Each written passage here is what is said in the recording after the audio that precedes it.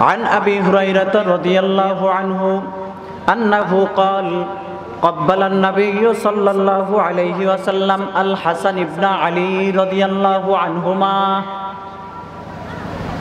আমার বিশ্বনবী সাল্লাল্লাহু আলাইহি ওয়াসাল্লাম হযরতে হাসানকে চুম্বন করেছেন, চুমা দিয়েছেন।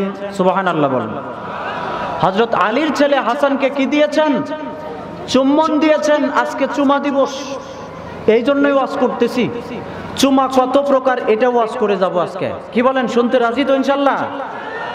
মুহাদ্দিসগণ এই হাদিস থেকে একজন সাহাবী এসে বলছেন, হুজুর আপনি যে চুম্বন করেন, ফাকাল আল আকরা, হযরত আকরা উনি বলেন যে আমার তো ইন্নালি আশারাতাম মিনাল ওয়ালাদ, আমার তো 10টা ছেলে আছে, সন্তানাদি আছে। মা কাব্বালতু মিনহুম আহাদা, আমি তাদের কোনো সময়ই চুম্বন করি না, চুমা দেই না। রাসূল এই প্রেক্ষিতেই বললেন, মানলাম ইয়ারহাম লাম ইউরহাম, মান লা ইয়ারহাম লা ইউরহাম, যে মানুষের উপর দয়া করে না, ব্যাখ্যা হিসেবে যে ছোট ছোট বাচ্চাদের উপর দয়া করে না, যে চুম্বন করে না, তার উপরেও দয়া করা হয় না। সুবহানাল্লাহ। মুহাদ্দিসগণ হাদিসের ব্যাখ্যাতে আমি দেখেছি চুম্বন 5 প্রকার। চুমা কয় প্রকার বলেন তো? এরে কথা বলেন না কেন? আবার বলেন, কয় প্রকার? আপনি আমি জীবনে কয় প্রকারের চুমা দিয়েছি, এটাই আজকের বয়ান। কি ওয়াজটা খারাপ হবে না ভালো হবে? আপনি আমি কয় প্রকারের চুমা দিয়েছি এটা একটু হিসাবে মিলিয়ে দিই। আলহামদুলিল্লাহ বলবেন না? শুনছেন কোনোদিন? এবার শোনেন, মুহাদ্দিসগণ বলছেন চুম্বন 5 প্রকার।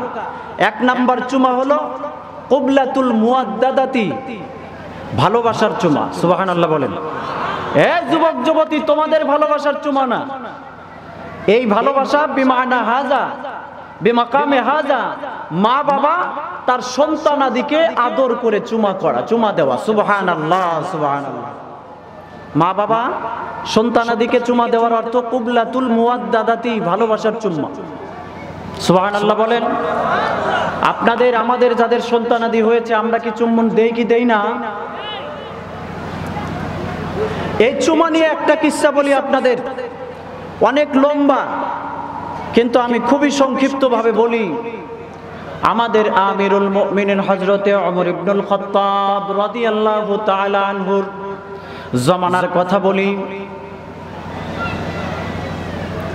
হযরতে উমাইয়া বিন কিলাব একজন সাহাবীর নাম। এই কিলাব তার বাবাকে বড় শ্রদ্ধা করত, মাকে বড় ভালোবাসত, মা বাবাকে এত আদর যত্ন করত, সবসময় চোখে চোখে রাখত, সর্বসময় আদর যত্ন করত, নিজের কাজের তুলনায় মা বাবার কাজকে প্রাধান্য দিত। সুবহানাল্লাহ। 1 প্রকারের চুমার আলোচনা হচ্ছে। এবারে তো সর্বসময় এই সন্তান মা বাবাকে আদর করে। এক সময় হযরতে কিলাব চলে আসছেন মদিনায়, ইসলামের শিক্ষায় দীক্ষিত হবে। হযরতে ওমর তাকে প্রেরণ করে দিয়েছেন। কেউ বলছেন ইরাকের দিকে, কেউ বলছেন ইরানের দিকে। জিহাদের কোন কর্মকাণ্ডে ইসলামের শিক্ষায় দীক্ষিত হবার পরে, খুবই সংক্ষিপ্ত বলছি, একবার তো মা এবং তার বাবা সন্তানের জন্য দিওয়ানা হয়ে গিয়েছে। সন্তান ছাড়া বাঁচে না। সন্তানকে আজ থেকে 15-20 বছর আগে যখন ফোন ছিল না, তেমন কোনো প্রচার প্রসার ছিল না, এমন সেই সময় সন্তানাদি যখন বিদেশ থাকত, মা বাবা কিন্তু একটা ফোনের জন্য সিরাজগঞ্জ শহরে চলে যেত, একটা চিঠি পাওয়ার জন্য বড় ব্যাকুল হয়ে থাকতো। বলেন ঠিক কিনা? কারণ সন্তান তার বিদেশ আছে। এই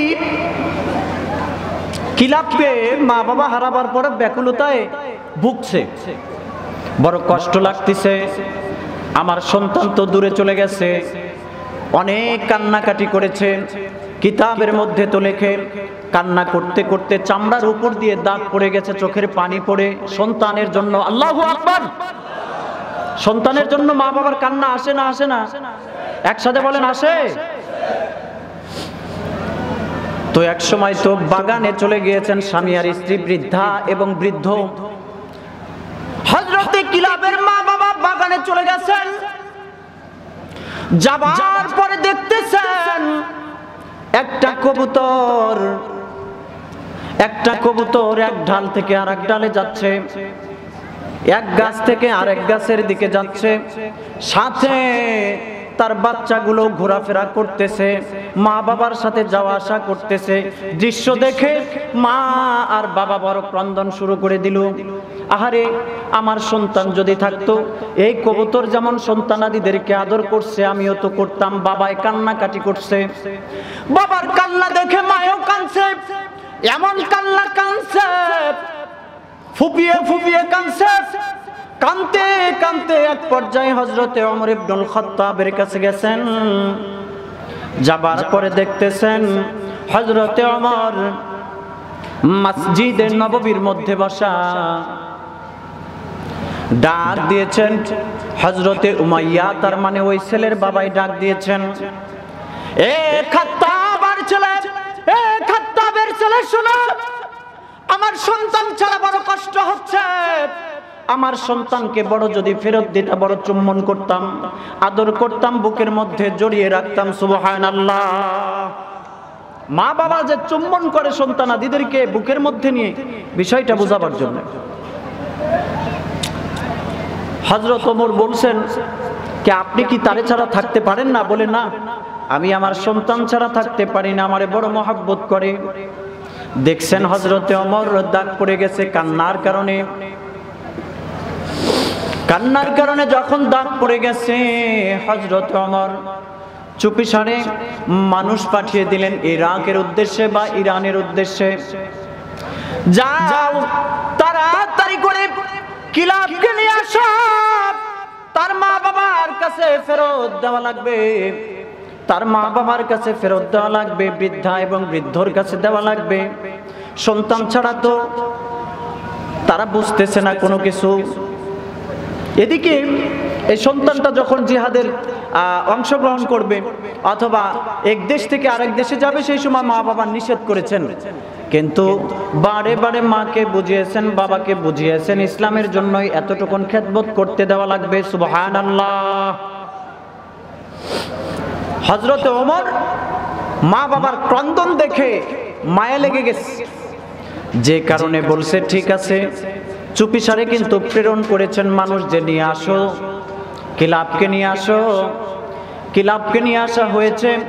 এবার কিলাবকে হযরতে ওমর জিজ্ঞেস করেছেন, এই কিলাব, এ কেমন আদর করো তুমি তোমার বাবা মাকে, আমার কাছে খুলে বলো, যে আদরের কারণে তোমার মা আর বাবা তোমাকে ভুলতে পারে নাই। সুবহানাল্লাহ। আর আমরা মা বাবার সাথে এমন আচরণ করি, আমাদের মা বাবার জবান দিয়ে বের হতে বাধ্য হয় যে এ যদি মরতো তাও ভালো আসা। কথা বলেন না কেন? আমাদের উচ্ছৃঙ্খল স্বভাবের কারণে, মা বাবাকে আদর যত্ন না করার কারণে আক্ষেপের সাথে বলে, যদি এটা মরে যাইতো শয়তানটা তাও ভালো ছিল। কথা বলেন। কোরআনে কি বলে? লা তাকুল্লাহুমা উফফি ওয়া লা তানহারহুমা ওয়া কুল লাহুমা কওলান কারীমা। উফ শব্দ যেন তারা বলে না, এমন কোন আদব আখলাক, কেমন কোন আচার অনুষ্ঠান তুমি করো না। অথবা ব্যাখ্যায় এমন লেখছে, মা বাবাই কোনো কথা বললো অথবা কাজ দিল আর তুমি বললা, এ কি কাজ দিল? অথবা মা বাবাকে ও শব্দ বলায়, মা বাবা আক্ষেপের সাথে কোনো কথা বলে, এরকম বলাবে না, তাদেরকে ধমক দিবে না। মা বাবা জীবিত অবস্থায় কয়টি হক আছে?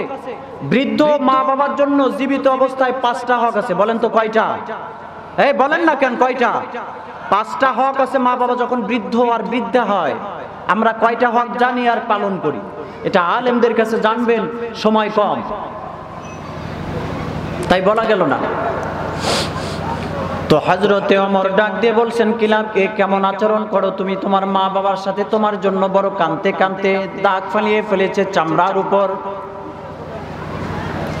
হযরতে কিলাব বলেন, তেমন কোনো আদর যত্ন করি না, তবে নিজের সকল কাজের ঊর্ধ্বে মা বাবাকে প্রাধান্য দেই। আল্লাহু আকবার। নিজের কাজকর্মের আগে মা বাবার কাজকর্মকে প্রাধান্য দিই। নিজে উট চড়াই, ছাগল বকরি এগুলো চড়াই, চড়াবার পরে রোদে থাকে, এগুলো সুন্দরভাবে নিচের অংশটুকুন ধুয়ে দেই, পশুর ধুয়ে দেই, তারপরে দুধ দহন করে আমার সর্বপ্রথম মা বাবাকে খাওয়াইয়া দেই। সুবহানাল্লাহ। আমি পান করার আগে দুধকে পান করাই আগে আমার মা বাবাকে। সুবহানাল্লাহ বলবেন না? হযরত ওমর এই কথা শুনবার পরে খুব সংক্ষিপ্ত বলা লাগতেছে। শুনবার পরে হযরত ওমর বলছেন, তোমার বাবার সাথে আগে দেখা করা যাবে না, আগে দুধ দহন করে আমার কাছে দাও। সুবহানাল্লাহ। দুধ যেই মাত্র দহন করেছেন, হযরতে কিলাব দহন করার পরে পেয়ালার মধ্যে নিয়েছেন, হযরতে ওমর নেবার পরে তার বাবাকে দিয়েছেন। বেটার সঙ্গে কাঁদতে কাঁদতে চোখের মধ্যে ঝলসানি এসে গেছে। বেটার সঙ্গে কাঁদতে কাঁদতে মা বাবা বৃদ্ধ আর বৃদ্ধা এমন হয়ে গেছে যে নুয়ে গেছে। বাবার কাছে দিয়েছে, হযরত ওমর দুধ পান করেন। যেই মাত্র পেয়ালাটা কাছে আসে, খাবে, পান করবে, সঙ্গে সঙ্গে বলল, এই দুধ তো আমার সন্তানের হাতের পানাবার মতো গন্ধ পাচ্ছি। আল্লাহু আকবার। আমার সন্তান কেমন যেন পালিয়েছে, আমি কসম করে বলতে পারি আমার সন্তানের হাতের ছোঁয়া এই দুধের মধ্যে লাগছে, দুধের মধ্যে লাগছে। আল্লাহু আকবার করে বলে। জানলো কেমনে? জানে কি সে? চোখেও কম দেখে। হযরত ওমর তো চুপি সারে নিয়ে আসছেন, জানে না, কিন্তু জানেন না, কিন্তু দুধ আসার সাথে সাথে গন্ধ আসছে। এই জন্য মা বাবা কিন্তু মাঝে মাঝে দেখবেন ছোট ছোট বাচ্চারা বাবার অথবা মায়ের কি বলে কাপড় চোপড় নিয়ে বিছানার মধ্যে শুয়ে থাকে। কি শোয় না? আবার কোন কোন মা বেটার রুমাল নিয়ে জামা কাপড় নিয়ে মারা যাবার পরে সুখে আর আদর যত্ন করে আর হাত বুলাই। কথা বলেন না কেন? বুলাই কে বুলাই না? আমারই মেয়ে একটা ছোট আছে না, আমি ওয়াজে গেলে দুই একদিন যদি কোথাও থাকি তাইলে ও আমার রুমাল নিয়ে কাছে শুয়ে থাকে। ওর কাছে ওইটাই ভালো লাগে, বাবার গন্ধ আছে। হযরতে কিলাবের বাবা উমাইয়া বলেন, আমিরুল মুমিনিন, আমার সন্তানের ছোঁয়া পাচ্ছি দুধের মধ্যে। আল্লাহু আকবার। আমার সন্তানের ছোঁয়া পাচ্ছি দুধের মধ্যে। দৃশ্য বলবার পরে হযরতে ওমর বললেন, কেমনে বুঝলেন? বলে এটা বাবার অন্তরের খেলা। সুবহানাল্লাহ। অনেক লম্বা কাহিনী, কিন্তু বলে আমার বাবা। তখন তার বাবাকে দিয়েছে, বলে সবচেয়ে খুশি কি হবেন? আজকে আপনি আমার কাছে নিয়ে আসলাম, কি করলে আপনি সবচেয়ে বেশি খুশি হবেন? কয় আমার আজকে কোনো খুশির বিষয় না, যে পর্যন্ত সন্তানের ব্যাপারে জানেননি সে সময় বলছেন আমার সবচেয়ে দুঃখেরও কোনো কিছু নাই, কোনো কিছু হারিয়ে গেলেও কোনো বেদনা পাবো না, আবার সবচেয়ে খুশির সংবাদ পেলেও কোনো খুশি হব না যে পর্যন্ত আমার সন্তানের নাগাল না পাবো। সুবহানাল্লাহ। আমার সন্তান পাইলে আমি আমার দুনিয়া পেয়ে গেলাম। আল্লাহু আকবার। আমার সন্তান পাওয়া লাগবে। তারপরে হযরত ওমর তার কাছে তার সন্তানকে বুঝিয়ে দিয়েছেন, এই বৃদ্ধ মানুষ হাঁটতে পারে না, সন্তানকে দেখার সাথে সাথে দাঁড়িয়ে গিয়েছে এবং আগে গিয়ে বুকের মধ্যে জড়িয়ে ধরে বারবার করে চুম্বন করতেছেন। সুবহানাল্লাহ। হযরত ওমর এই দৃশ্যগুলো দেখে চোখের পানি টপকিয়ে টপকিয়ে হযরতে ওমরের চোখ দিয়ে পড়া শুরু করছে। আহারে বাবার বেটা, এত মহব্বত। আমরা কয়জন নিজের মা বাবাকে প্রাধান্য দিই? একজন সাহাবী এসে বলছেন, উবাইউকা আলাল হিজরাতি ওয়াল জিহাদ। ইয়া রাসূলুল্লাহ, আপনার সাথে আমি হিজরত এবং জিহাদ একসাথে করবার জন্য আসি, একেবারে জীবন বিলীন করে দিলাম। আমার নবী বলছেন, আলাকা আবাওয়ান, তোমার কি মা বাবা আছে? বলে নাম ইয়া রাসূলুল্লাহ। ওগো আল্লাহর নবী, আমার তো মা বাবা বেঁচে আছেন। রাসূল সঙ্গে সঙ্গে বলছেন, ফাজাহিদ বিহিমা, যাও জিহাদের ময়দানে যাওয়া লাগবে না, তোমার মা বাবার সেবা করো তো জিহাদের মতো আল্লাহ নেকি দান করবেন। সুবহানাল্লাহ কইতে গুনাহ হচ্ছে তো, এটা জোরে বলেন না কেন? এটা হলো মা বাবার চুম্বন সন্তানের জন্য। কুবলাতুল মুআদ্দাদাতি, 1 নাম্বার চুম্বন মা বাবার চুমা কার জন্য? সন্তানাদির জন্য। খুব সংক্ষিপ্ত, বহুত ব্যাখ্যা ছিল। 2 নাম্বার কুবলাতুর রহমাতি। 2 নাম্বার কি? কুবলাতুর রহমাতি, দয়ার চুম্বন। কিসের চুম্বন? দয়ার চুম্বন। তাহলে প্রথম নাম্বার চুমা আমরা সকলেই কিন্তু সন্তানাদিকে দিয়েছি, কি বলেন? দয়ার চুম্বন কয়জন দিয়েছি এটা মিলাবো। দয়ার চুম্বন মানে, দয়ার চুম্বনের তর্জমাটা কি? বলে দয়ার চুম্বনের তর্জমা হলো সন্তান তার মা বাবাকে চুম্বন করা। সুবহানাল্লাহ। এই সন্তান হয়ে কাকে চুম্বন করা? মা বাবাকে করা। এটা না হয় ছোট ছোট ছোট বাচ্চারা মা বাবাকে চুম্বন করে, বালেগ হওয়ার পরে, বিয়ে শাদী করবার পরে আমি আপনি কয়বার মা বাবারে চুম্বন করলাম, এটা একটু হিসাবে মিলাই। আমার কথা বুঝতে পারছেন? আমি আমার ছোট্ট বাচ্চাকে চুম্বন করলাম, সেও আমারে চুম্বন করলো, এটা বিরল না, এটা অনেক পাওয়া যায়। কিন্তু বড় হবার পর যেমন আমাদের শাইখুল হাদিস আব্দুস সালাম সাহেব, এই যাবতীয় আমরা বয়সে যারা আসছি, তারা আমরা মা বাবাকে কয়বার চুম্বন দিয়েছি, মাথায় হোক বা কপালের মধ্যে হোক। আমার কথা বুঝতে পারছেন? এটাকে বলা হয় কবলাতুর রহমাতি, দয়ার চুম্বন। ছেলে সন্তান তার মা বাবাকে দেওয়া, ছেলে সন্তান তার মা বাবাকে চুম্বন করা দয়ার চুম্বন, কবলাতুর রহমাতি বলা হয়। মুহাদ্দিসগণ বলেছেন, আমি তেমন কোনো ব্যাখ্যা করব না, তবে যেই হেকায়েতটা আপনাদের সামনে প্রসিদ্ধ ওটি আমি বলতে চাই, কেননা আমাদের অঞ্চলের মধ্যে এটার ব্যাপারে বড় অবহেলা আছে। কন্যা সন্তান আসার পরে আমরা তেমন খুশি হই না, মিষ্টি বিলীন করি না। যদি ছেলে সন্তান হয়, বহু মানুষের মেসেজের মাধ্যমে, ফোনের মাধ্যমে জানিয়ে দেয়। কথা বলেন ঠিক কিনা? কুবলাতুর রহমার একটা কথা বলি আপনাদের। সন্তান মা বাবাকে চুম্বন করা। বনি তামিম গোত্রের একজন সর্দার ছিল, নাম তার কাইস ইবনে আসেম। কেউ কেউ মতনৈক্য করেছেন নামটা নিয়ে। হযরতে কাইস ইবনে আসেম ইসলাম গ্রহণ করার পর আল্লাহর নবীর কাছে গিয়ে কারগুজারি বলতেছেন, ওগো আল্লাহর নবী, আমি তো ইসলাম কবুল করেছি, আমাকে কি আল্লাহ জান্নাত দেবেন? নি বলে, হ্যাঁ তোমাকে তো আল্লাহ জান্নাত দেবেন। বলে, হুজুর আমি তো মারাত্মক পর্যায়ের অপরাধ করেছি, বিশাল বড় অপরাধ করেছি, যেটি আল্লাহ হয়তোবা মাফ করবেন না। বলে, কি অপরাধ করেছো? ঘটনাটি একটু বলো। সেই সময় বিশ্ব নবীর দরবারে সাহাবী বলতেছিলেন, ইয়া রাসূলুল্লাহ, আমার একজন কন্যা সন্তান হয়েছিল। আল্লাহ তাআলা শুনে রাখেন, হাদিসের মধ্যে 7টি কাজকে হারাম করেছেন। বলেন তো কয়টি কাজ? 7টি কাজকে হারাম করেছেন। তার মধ্যে ওয়াদাল বানাত, সন্তানাদিকে জিন্দা কবরস্থ করা। মেয়ে সন্তানদেরকে তদানীন্তনকালে মানুষেরা জিন্দা দাফন করে দিত, জিন্দা মেরে ফেলতো। মেয়ে সন্তান হলে তারা কপাল ঘোষ বানিয়ে রাখত,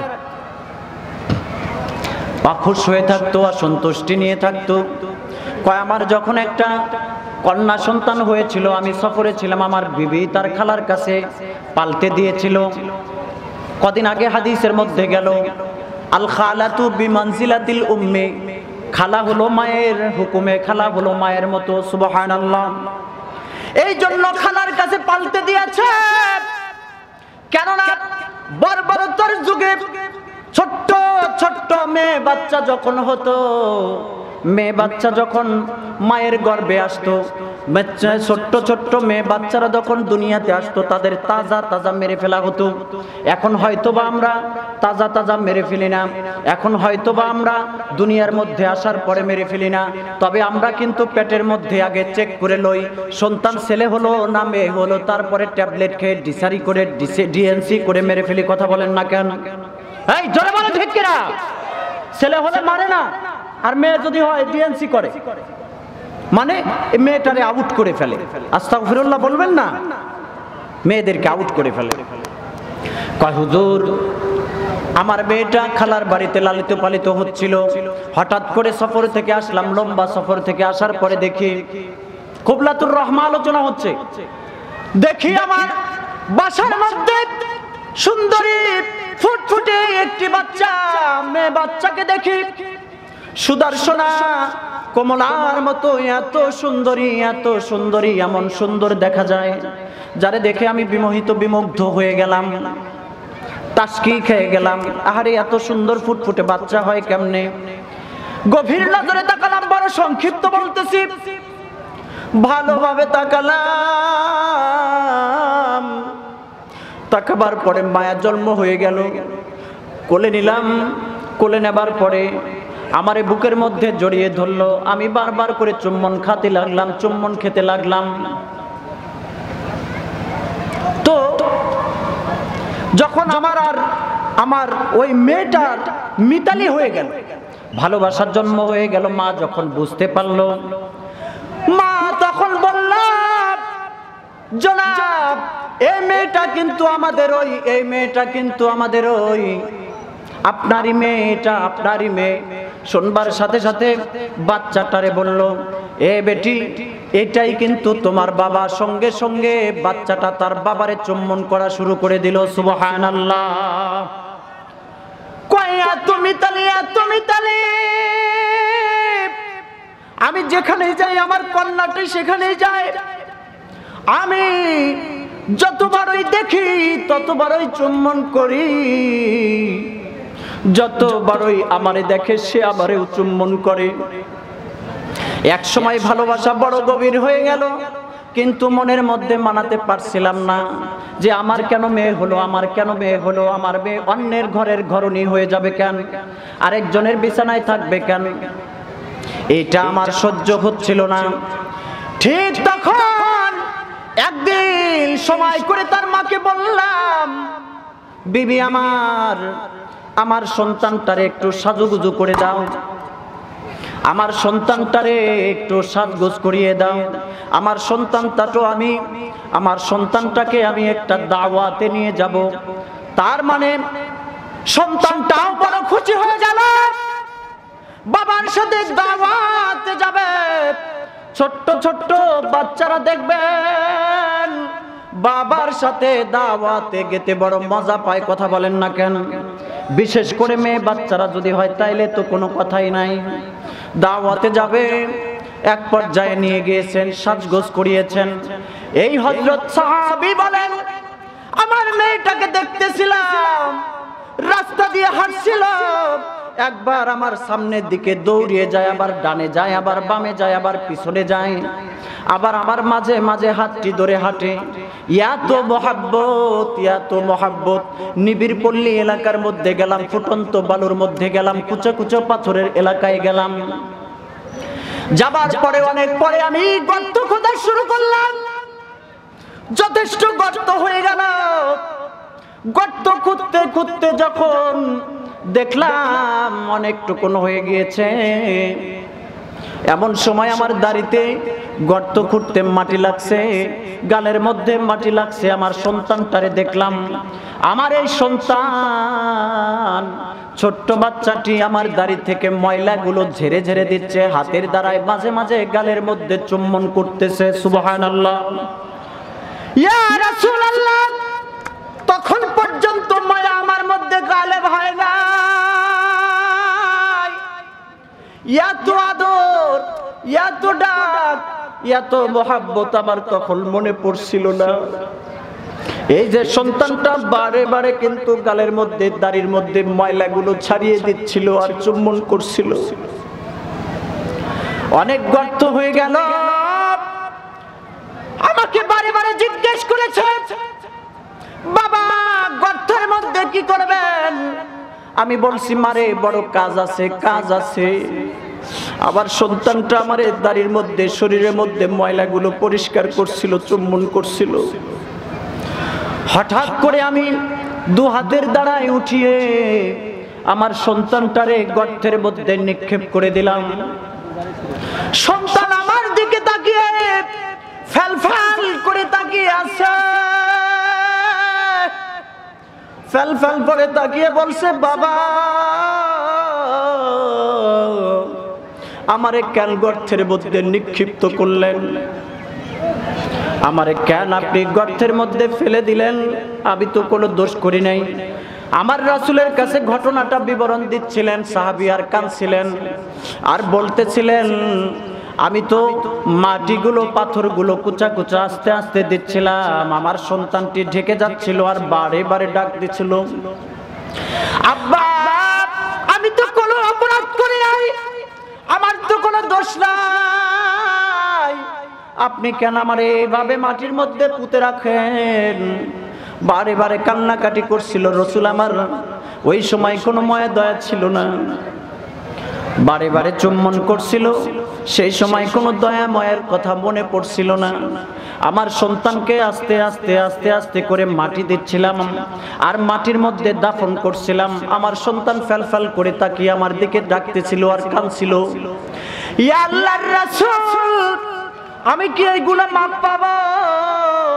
ওয়া ইযাল মাউউদাতু সুইলাত, আল্লাহ তাআলা তো কোরআনের মধ্যে বলেছেন, কোরআনের মধ্যে বলেছেন আমার আল্লাহ জিন্দা কবর দিয়েছো ছোট ছোট নাবালিকা বাচ্চাদেরকে, এটার তুমি হিসাব দাও, তারপরে জান্নাতে যাওয়া লাগবে, তার আগে সুযোগ নাই। কাইস বিন আসিম মতান্তরে দাহিয়াতুল কলবি ঘটনা যখন বলছিলেন, তখন আমার নবীজির দাড়ি মোবারক দিয়া পানি ঝরছিল। আমার নবীজি এই কিচ্ছাটা শুনে নিজেও পানি রাখতে পারেন নাই, আমার নবীজির চোখ দিয়েও টপ টপ করে পানি পড়ছিল। আপনাদের এখানেও যথেষ্ট মানুষদের চোখ দিয়ে কিন্তু পানি এসে গেছে। আমাদের সানোয়ার মাইকলার চোখ দিয়ে পানি পড়ছে, আমার বিশ্ব নবীর চোখ দিয়ে কিন্তু টপ টপ করে পানি পড়ছিল। আমার নবী ওই সময় বলছিলেন, মাল্লা ইয়ারহাম লা ইউরহাম, যে ছোট ছোট বাচ্চাদের উপর দয়া করে না আমার আল্লাহ তার উপর কোনো দয়া করে না। সন্তানের চুম্বন মা বাবার জন্য, এটা 2 নাম্বার চুমা গেল। আমাদের শাইখুল হাদিস এসে গেছে আরেকজন, এখন কি করুন? 3 নাম্বার চুমা ছিল, হুজুর একটু সময়। 3 নাম্বার চুম্বন ছিল কুবলাতুশ শাফাকা, আদরের চুমা। এই কন্যা কিসের চুমা? আদরের চুমা। জোরে বলেন কিসের চুমা? এই ভ্যালেন্টাইন্স ডে বিশ্ব বেহায়াপনা দিবসের এই চুমা নয়, আদরের চুমা। বড় ভাই বড় বোন ছোট ভাই বোনদেরকে চুম্বন করা, সুবহানাল্লাহ বলেন। বড়রা ছোটদেরকে কি করা? চুম্বন করা। এটা কুবলাতুশ শাফাকা ছিল, আদরের চুমা। 3 নাম্বার গেল, ব্যাখ্যা দেওয়া গেল না। 4 নাম্বার কুবলাতুত তাহিয়া, সম্মানের চুমা। এই বলেন কিসের চুমা? সম্মানের চুমা। ছোটরা বড়দেরকে সম্মানের খাতিরে চুমা দেয়। ব্যাখ্যা ছিল অনেক, কিন্তু বলা গেল না। আমি আজকে আমাদের বড়দের চুম্বন করে যাব, এই 2 জনরাই কপালে চুম্বন করব, এটার নাম কুবলাতুত তাহিয়া। সুবহানাল্লাহ বলেন না। সম্মানের চুমা, এটাও আপনারা কাউকে জীবনে দেননি। এই বুঝে আসছে? কয় নাম্বার চুমা বললাম? এটা 4 নাম্বার চুমা। হ্যাঁ 4 নাম্বার গেছে। 5 নাম্বার কুবলাতুশ শাহওয়া, সেক্সের চুমা, যৌবনের চুমা, যেটা হলো ভ্যালেন্টাইন্স ডের মধ্যে যুবক যুবতীরা বদমাইশের দলেরা কুত্তা কুত্তিরা চুমা দিয়ে থাকে। এই জোরে বলেন ঠিক কিনা? অথচ এই কুবলাতুশ শাহওয়া মানে স্বামী আর স্ত্রীর একে অপরজনের চুমা, এটাই শরীয়তে মুহাদ্দিসগণ বলছেন। আল্লাহু আকবার। আজকের দিনের যে চুমা চলবে সেটি হলো বেহায়াপনা দিবসের চুমা। এই চুম্বন রে আমাদের দেশ থেকে কারা কারা বিতাড়িত করতে চাই? লিল্লাহে তাকবীর বলে হাত উঠায়। আল্লাহ তুমি আমাদের বেহায়াপনা চুমা, স্বামী আর স্ত্রী চুমো ছাড়া অন্য বেগানা মহিলা আর পুরুষের চুমার থেকে বিরত থাকার সারা পৃথিবীকেই তৌফিক দান করেন। জোরে বলেন আমিন। চুমা কয় প্রকার গেল? 5 প্রকার গেল। আজকের দিনের কোনো চুমা চলবে না, একমাত্র স্বামী আর স্ত্রী হতে পারে, তাছাড়া হতে পারে না। আল্লাহ আমাদের আমল করার তৌফিক দান করেন। আমি যে একটা মাসলা ফতুয়া দিতাম সেটা তো আর সুযোগ হলো না।